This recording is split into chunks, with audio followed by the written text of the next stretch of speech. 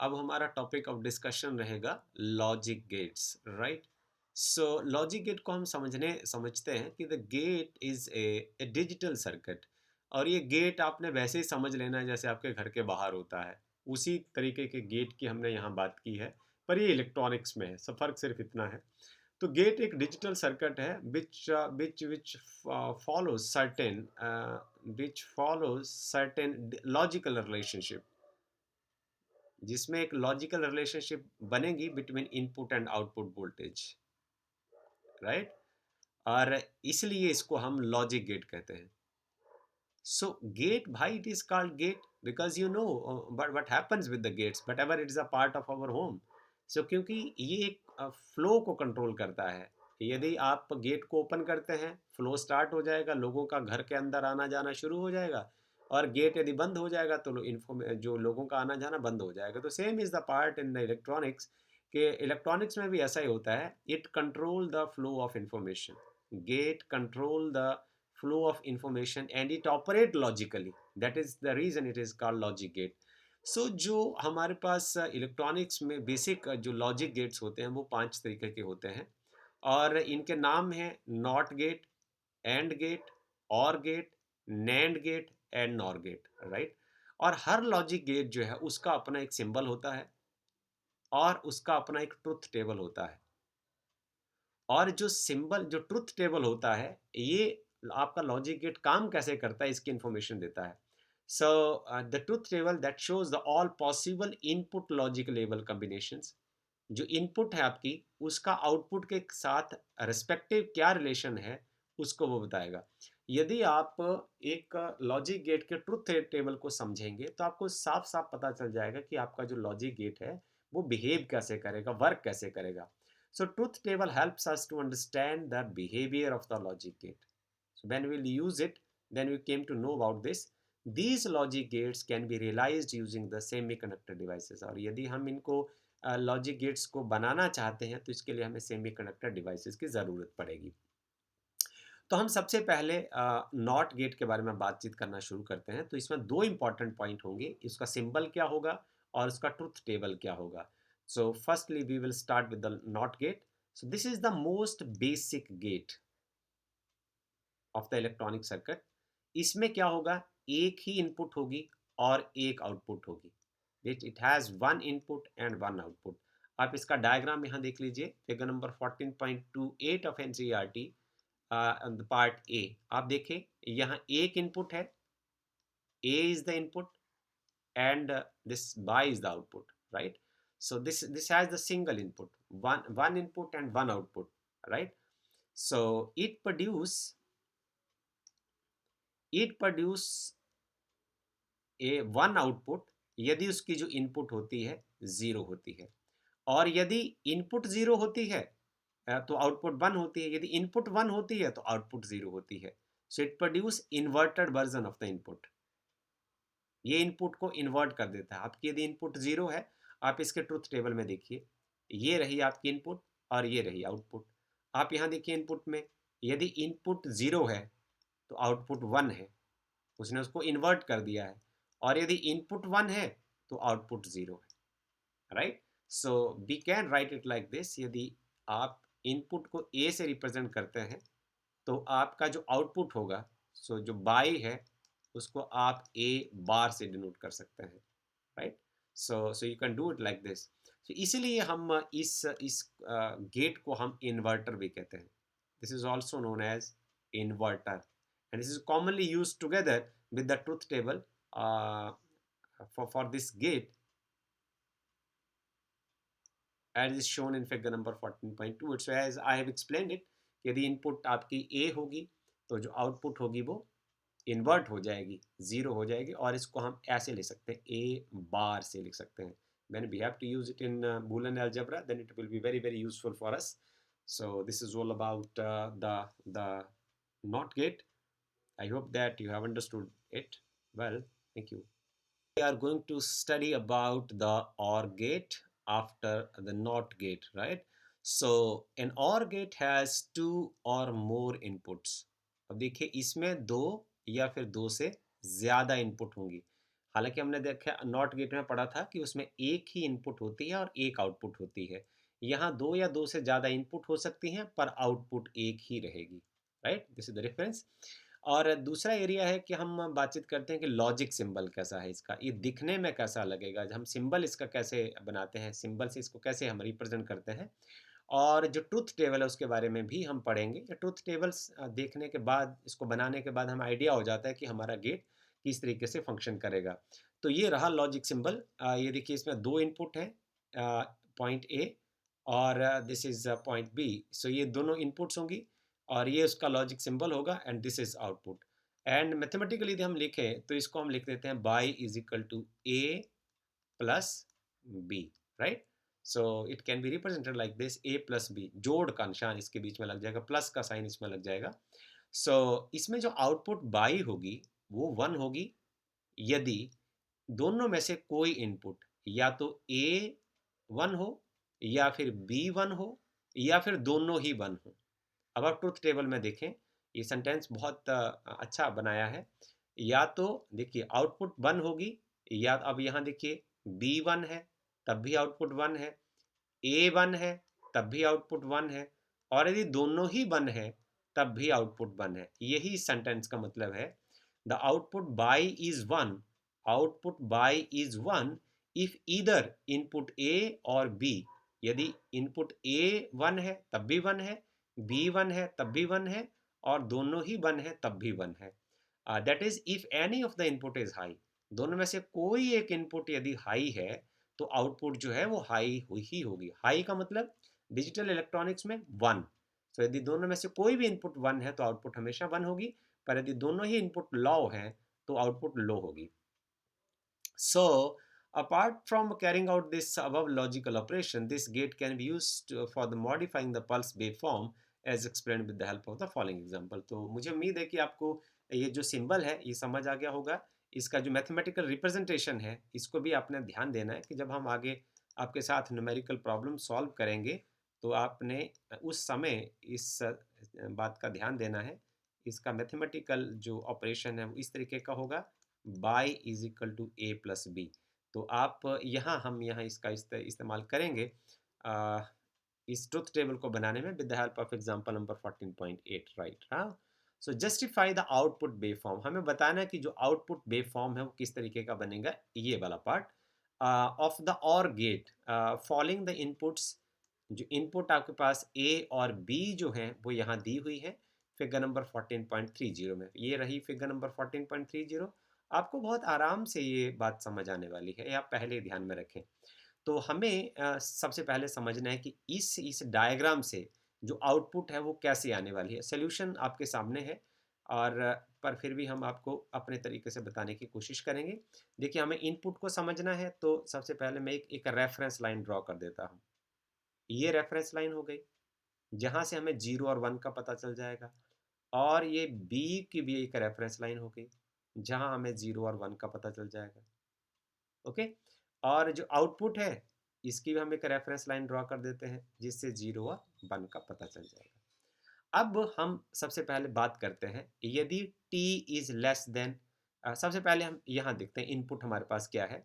यदि t less than 1 है, जो वेव ट्रेन है और इसके जो पल्स का ये टाइम है, और wave train is represented like this.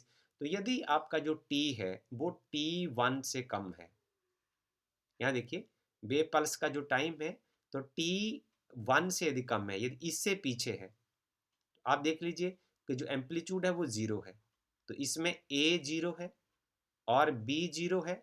a 0 और b 0, यहाँ आप फार्मूला लगा सकते हैं Y is equal to a plus B. तो 0 और 0 का जोड़ क्या आना है, 0 ही आना है। तो इसको आप ऐसे रिप्रेजेंट कर सकते हैं और ये इसका फाइनल आंसर हो गया। अब इस रीजन में देखिए यदि t is equal to t1 to t2 और t1 से लेके t2 तक आप ध्यान से देखें तो क्या है, a का वैल्यू यहाँ 1 है, a 1 है, और जो b है वो 0 है। इस रीजन में 0 है तो यहाँ आप देख लें 1 प्लस 0 1 ही आएगा। आप यहाँ देखें आउटपुट है दिस इज रिप्रेजेंटेड बाय 1।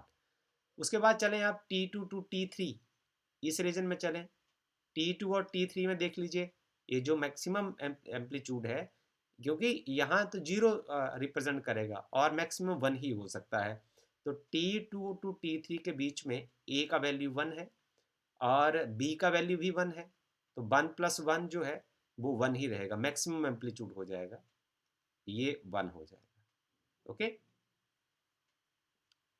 यदि दोनों ही यहाँ देखिए आप, या इस कॉन्सेप्ट का हम इस्तेमाल करेंगे, if both the inputs are 1 then output will be 1, right? So output will be high now in this case. So now we have to go from T3 to T4. तो T3 से T4 के लिए हम जाएंगे, तो जो input है A जो है वो 0 होगा और जो B है वो 1 है, and 0 plus 1 is also 1 over here, right? So I will explain it a little further कि 1 plus 1 जो है 1 किस तरीके से आएगा, तो वो बूलन अलजेब्रा की हेल्प से हम बाद में बातचीत करेंगे जब हम एक्सरसाइज का पार्ट सॉल्व करेंगे। उसके बाद है हमारे पास आप T3 टू T4 वाला जो पार्ट है वो हमारा सॉल्व हो गया, and output is here 1, right? So now T4 to T5 की हम बात करते हैं। From T4 to T5, so the input here is A is 0, B is also 0, तो 0 plus 0, the output has to be 0। आप यहाँ देखिए, this is justified। And now from T5 to T6, from here on you can see T5 to T6, A is 1, ये देखिए maximum है, maximum को represent करेगा, और B जो है वो मिनिमम की लाइन के ऊपर है, तो ये 0 है, एंड 1 प्लस 0 यहाँ भर दीजिए, 1 plus 0 is 1, right? So output is 1, okay? And now if t is greater than t6, इसी वेव ट्रेन में जो t है वो t6 से ज़्यादा हो रहा है, तो यहाँ आप देखिए a जो है वो 0 है और जो b है वो 1 है, और 0 प्लस 1 आप यहाँ बूलन का जो मैथमेटिक्स है उसके साथ आप कर सकते हैं, 0 plus 1, this is 1 over here, so this output is equal to 1। So this is all about this problem. I hope that you have understood it well. Thank you. To study about the AND gate, right? So we have already studied about NOT gate and OR gate as well. So now we are shifting our discussions to AND gate now. So AND gate has the 2 or more inputs. It is similar to OR gate. There is similarity between the two. 2 and more inputs and 1 output. So it is just similar to the OR gate, and in the NOT gate there is only 1 input and 1 output, right?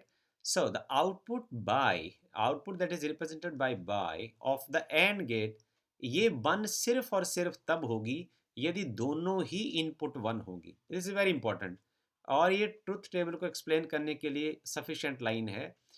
इसकी output हमेशा 1 सिर्फ तब होगी यदि दोनों input high होंगी, दोनों input 1 होंगी, नहीं तो 0 होगी। ये देखिए आप, यदि दोनों ही इनपुट 1 होंगी तो एंड गेट की आउटपुट 1 होगी, अनलेस देखिए दोनों में से या तो दोनों ही 0 है, आउटपुट 0, दोनों में से एक 0 है, आउटपुट 0। अब ये A 0 है, B A 1 है, B 0 है, आउटपुट 0। तो 1 ये सिर्फ और सिर्फ तब होगी यदि दोनों ही इनपुट जो हैं वो 1 होंगी। सो यहाँ डिफरेंस कहाँ आता है? अब कंपैरिजन यदि हम करें तो जैसे मैं इसको लिख सकता हूँ, y is equal to A into B से हम इसको रिप्रेजेंट करते हैं। और यदि हम और गेट की बात करें तो और गेट में यहाँ क्या होता है उसकी हम थोड़ी सी बात कर लेते हैं।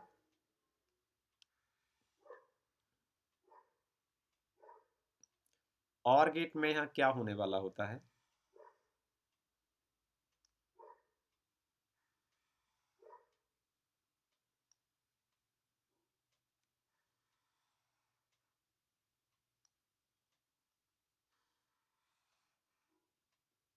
Okay, so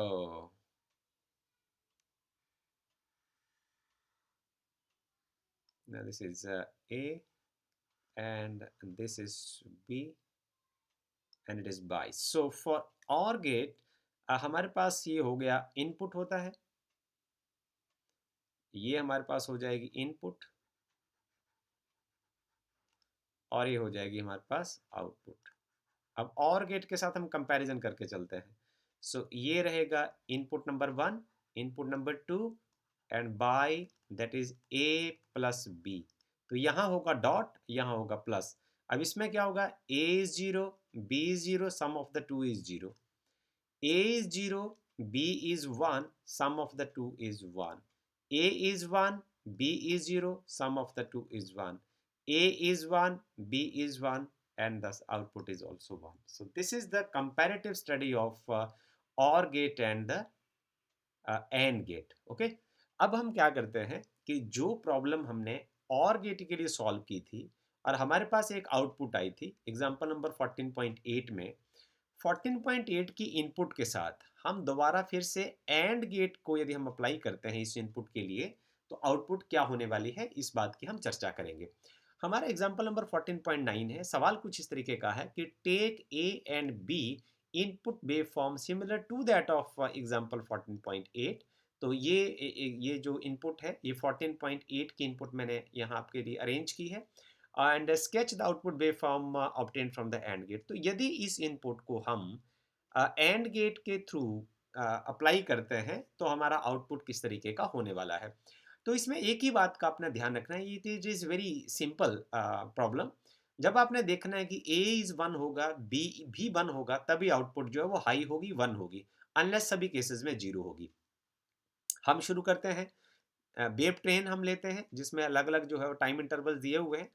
यदि टाइम इंटरवल आपका t is less than t1 है, सो दिस इज t1. यदि इससे पीछे आप देखिए a is 0, b is 0, output is 0. ये देखिए सिंपली ये फर्स्ट पार्ट आपका बड़ा इजीली सॉल्व हो गया. और t1 से लेके t2 तक चलिए. अब आप देखिए a is 1 because it is high, a is 1, now here b is 0. So if any of the two is 0, output will remain equal to 0. आप यहाँ देख लीजिए, राइट. सो आप उसके बाद अगले केस में यहाँ भी हम देखें आउटपुट हमारी सही है. अब आगे हम देखें T2 से T3 तक.